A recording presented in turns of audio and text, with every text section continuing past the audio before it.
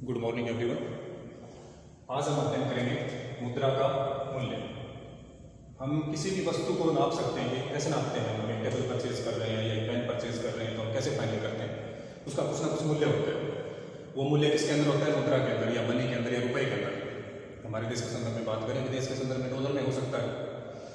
तो जब वस्तुओं को तो हम नाप लेते हैं कि इस वस्तु का मूल्य क्या है, क्योंकि उसको नापने के लिए हमारे पास क्या चाहिए? मुद्रा एक इकाई के रूप में हमारे पास है कि इस टेबल की वैल्यू या मूल्य इसका कितना है, इसके अंदर 250 रुपये है।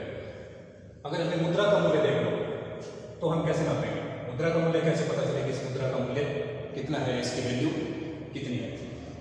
इसके बारे में पहले हम एक कोड देखते हैं कि मुद्रा की मांग उसकी क्रय शक्ति के कारण होती है। मुद्रा खुद कोई चीज़ में संतुष्टि थोड़ी दे सकता है, रुपया अपने आप में कुछ थोड़ी है। उसमें क्या है? क्रय शक्ति है। वो वस्तुओं क्या कर सकता है? परचेज कर सकता है। उसके द्वारा वस्तुएं खरीदी जा सकती है। रुपए की मांग प्रत्यक्ष मांग में होकर अप्रत्यक्ष मांग होती है। क्यों? क्योंकि उसके द्वारा हम अपनी आवश्यकताओं की संतुष्टि कर सकते हैं। रुपया खुद एक आवश्यकता नहीं है, संतुष्टि नहीं है। उसके द्वारा संतुष्टि प्रदान करने वाली वस्तुओं को परचेज किया जाता है। यानी मुद्रा की मांग क्यों होगी? उसकी क्रय शक्ति के कारण होती है। उसमें परचेजिंग पावर है। तो हम कैसे नापेंगे मुद्रा के मूल्य को? उसकी क्रय शक्ति के आधार पर हम नाप सकते हैं। यानी वस्तुओं को क्या होता है? मुद्रा में मापा नापा जा सकते हैं। किसी वस्तु को नापना चाहते हैं, किसमें नाप सकते हैं? रुपए के अंदर माप सकते हैं।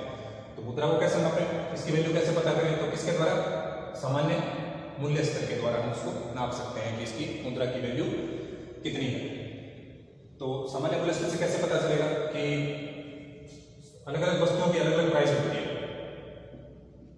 आपकी एक्स गुड है, वाई गुड है, जेड गुड है, इन सब के रेट एक साथ इकट्ठे करके उसके इंडेक्स बना दिया जाता है। अब सपोज दैट उनका इंडेक्स बढ़ रहा है, यानी सामान्य मूल्य स्तर क्या हो रहा है? बढ़ रहा है। या क्या होगा? इन सभी वस्तुओं के रेट गिर रही है तो इंडेक्स भी क्या होगा? गिरना स्टार्ट हो जाएगा। यानी हम कह सकते हैं कि या तो मूल्य स्तर क्या होगा? बढ़ेगा या घटेगा। अब मूल्य स्तर जैसे जैसे बढ़ रहा है या जैसे जैसे घट रहा है, रिस्पॉन्ड कर रहा है, उसके आधार पर हम कह सकते हैं कि मुद्रा का मूल्य बढ़ रहा है या घट रहा है। अब हम कैसे कहेंगे? ये हम अलग अलग सिद्धांत दिए अर्थशास्त्रियों ने। परिणात्मक सिद्धांत है, हमारे सिलेबस के अंदर है।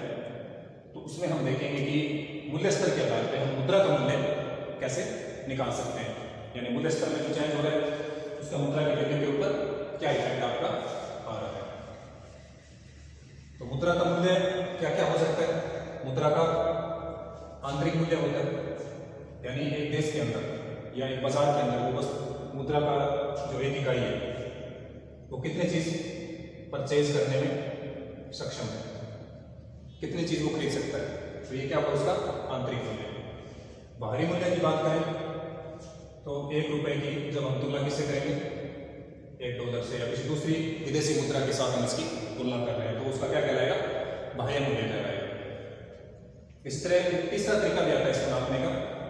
वो कैसे? कीमत स्तर या फिर ब्याज के द्वारा। यानी हमें ₹1 प्राप्त होगा, उसके बदले हमें कितना उसके ऊपर ब्याज या इंटरेस्ट देना पड़ रहा है, तो वो उसकी क्या है? लागत है। तो उसको हम क्या कहते हैं? इसकी वैल्यू है। तो ये एक साधारण बात है कि मुद्रा क्या होता है? आंतरिक मूल्य हो सकता है, उसका बाह्य मूल्य हो सकता है, या फिर उसके कीमत के आधार पर उसको देखे जा सकता है।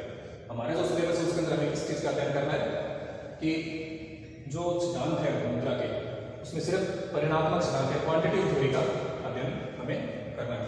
मुद्रा का परिणाम सिद्धांत, क्वांटिटेटिव थ्योरी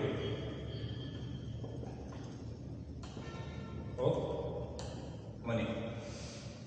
मुद्रा का परिणाम सिद्धांत क्या कहता है कि ये जैसे कि इसके नाम से स्पष्ट क्वांटिटी, यानी उसकी संख्या कितनी है, उसकी मात्रा कितनी है मुद्रा की, उसके आधार पर ये निर्भर करता है। तो ये क्या लेके चलता है? 2 शर्तें लेके चलता है। क्या चीज? पहला ये कहता है कि मुद्रा के मूल्य और सामान्य मूल्य स्तर में क्या होता है? विपरीत संबंध होता है। सामान्य मूल्य स्तर आपको पहले बताया कि अलग अलग वस्तुओं की कमोडिटी बना के उसका हम देखते हैं कि वो बढ़ रहा है घट रहा है, उसको क्या कहा जाता है? सामान्य मूल्य स्तर कहा जाता है। अगर वस्तुओं की प्राइस बढ़ रही है तो हम कह सकते हैं मूल्य स्तर क्या हो रहा है? बढ़ रहा है। अगर वस्तुओं की प्राइस डाउन हो रही है तो हम कह सकते हैं मूल्य स्तर, सामान्य मूल्य स्तर क्या है? कम हो रहा है। तो ये क्या कहता है कि मुद्रा का मूल्य यानी वैल्यू ऑफ मनी और जो सामान्य आपका मूल्य स्तर है उसमें कैसा संबंध होता है? आपका विपरीत संबंध होता है। कैसे? सामान्य मूल्य स्तर भी आपको पता है कि अगर वस्तुओं को कमोडिटी बन के बनेगा, सामान्य मूल्य स्तर क्या हो रहा है? बढ़ रहा है। यानी वस्तुओं की प्राइस क्या हो रही है? ज्यादा हो रही है। यानी एक पेन हम पहले ₹5 में परचेज कर पा रहे थे, 7 रुपए का, तो क्या हो गया, मूल्य स्तर बढ़ रहा है। ये क्या कहता है, ये सामान्य मूल्य स्तर अगर बढ़ रहा है, विपरीत समय तो मुद्रा का मूल्य क्या होगा, डाउन होगा। कैसे, जो पहले 5 रुपए किसको परचेज कर सकते थे, एक पेन को, क्या वो परचेज कर सकते हैं, अब वो परचेज नहीं कर पाएंगे।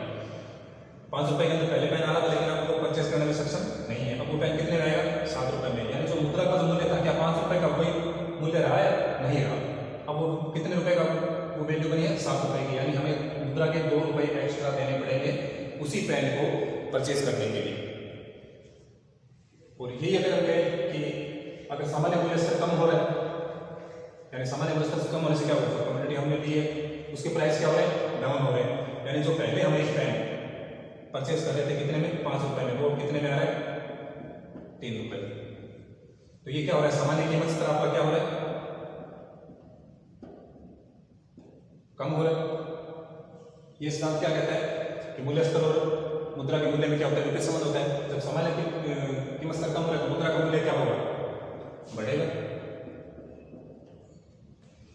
यानी जो पहले एक पेन को कितने रुपए खरीद पाते थे, 5 रुपए, उसी पेन को कितने रुपए खरीद सकते हैं, 3 रुपए। तो मुद्रा का मूल्य बढ़ा या नहीं बढ़ा, यानी पहले एक पेन को लेने के लिए कितने रुपए देने पड़ते थे, 5 रुपए। लेकिन अब एक 5 रुपए के अंदर हम एक पेन से ज्यादा पेन परचेज कर सकते हैं। तो ये क्या होगा, इसका कीमत स्तर जैसे डाउन हुआ तो मुद्रा के मूल्य में क्या होगी, वृद्धि होगी। तो परिणात्मक सिद्धांत में क्या बताता है, पहली बात कि मुद्रा के मूल्य और सामान्य मूल्य स्तर में क्या होता है, विपरीत संबंध होता है। दूसरी कंडीशन क्या आती है कि जो आपका मूल्य स्तर है और मुद्रा की जो मात्रा है उसमें क्या होता है, सीधा संबंध, पॉजिटिव प्लेसमेंट। पहला स्तर क्या कहता है, इसमें विपरीत संबंध होता है। दूसरी इसकी विशेषता क्या है कि मूल्य स्तर और मुद्रा की मात्रा में सीधा संबंध होता है। कैसे, जो मूल्य स्तर है आपका और मुद्रा की मात्रा, ये कैसे प्रेजेंट करेंगे खुद को, सेम डायरेक्शन में। अगर मुद्रा की मात्रा बढ़ रही है तो मूल्य स्तर भी क्या होगा, बढ़ेगा। और मुद्रा की मात्रा अगर कम हो रही है तो मूल्य स्तर भी क्या होगा, कम होगा। कैसे, जैसे बाजार के अंदर रुपया ज्यादा आ गया तो लोग क्या करेंगे, ज्यादा परचेज करेंगे। ज्यादा परचेज करेंगे तो चीजों के रेट क्या होंगे, बढ़ेंगे या घटेंगे, नेचुरली है बढ़ेंगे।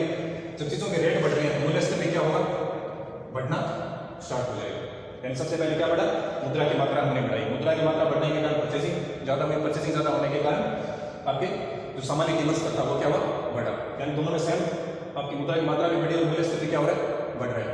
दूसरी चीज, अगर मुद्रा की मात्रा को कम कर दिया जाए, बाजार से रुपया खींच लिया जाता है, कुछ कंडीशंस लगा दी जाती है आरबीआई के द्वारा, गवर्नमेंट के द्वारा, कुछ ऐसा किया जाता है कि बाजार में ज्यादा पैसा ना रहे, लिक्विडिटी को कम किया जाता है। तो जब मुद्रा की मात्रा क्या होगी, कम होगी, मुद्रा की मात्रा कम, बाजार में पैसा कम, लोगों की खरीदने की पावर कम। जब खरीदेंगे नहीं तो चीजों के रेट क्या होंगे, गिरने स्टार्ट होंगे। जब एक वस्तु गिरेगी तो बाकी की गिरेगी, तो कीमत स्तर भी क्या होगा, गिरना स्टार्ट हो जाएगा। यानी मुद्रा की मात्रा अगर आप कम करोगे तो मूल्य स्तर भी कम हो जाएगा, मुद्रा की मात्रा अगर आप बढ़ाओगे तो मूल्य स्तर भी क्या होगा, बढ़ेगा। तो ये थी एक परिणामात्मक सिद्धांत मुद्रा का है, उसकी बेसिक। अब हम जो मुद्रा के परिणात्मक सिद्धांत है, उन्होंने अलग अलग अर्थशास्त्रियों ने अपने अलग अलग दृष्टिकोण से इसको क्या किया था, प्रस्तुत किया था, जिसका हम नेक्स्ट लेक्चर में अध्ययन करेंगे। Thank you.